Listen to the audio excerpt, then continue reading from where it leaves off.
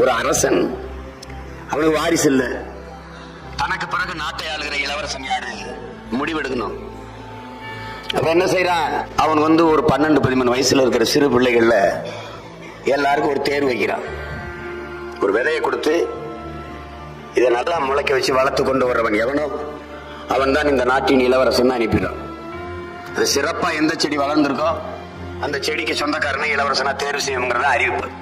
நாட்டில் இருக்கிற பிள்ளைகள் அவங்க பெற்றோர்கள் எல்லாம் பேரார்வம் கொண்டு, என் மகன் நீ நாட்டை ஆள போறான், இளவரசன் ஆக போறான், என் மகன் நாட்டுக்கு இளவரசன் ஆக போறான்னு தொட்டியில மண்ணை போட்டு அதுல விதையை போட்டு தண்ணியை ஊத்தி வளர்க்குறான்.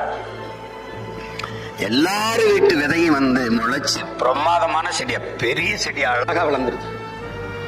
அரசர் அறிவிச்ச நாள் வந்துருது, எடுத்துக்கிட்டு போகணும்.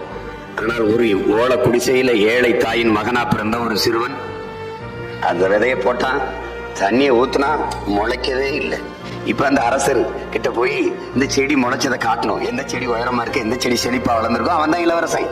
அப்ப இந்த மகன் எப்படி, நான் இந்த முளைக்காத செடி இந்த சட்டியை தூக்கிட்டு எப்படி போறது, என் செடி முளைக்கலையே அப்படின்னு. நீ போ அரசர்கிட்ட போய் சொல்லு, நான் விதை போட்டேன், நீங்க கொடுத்த விதையை போட்டேன், அதுக்கு உரம் வைத்தேன், அதுக்கு தண்ணி ஊற்றினேன், நன்றாகத்தான் பராமரித்தேன், ஆனா முளைக்கலைங்கிற உண்மையை சொல்லிட்டு வை போ அப்படின்னோடனே அம்மா சொல்றதுக்காக அந்த முளைக்காத அந்த சட்டியை தூக்கிட்டு போறான்.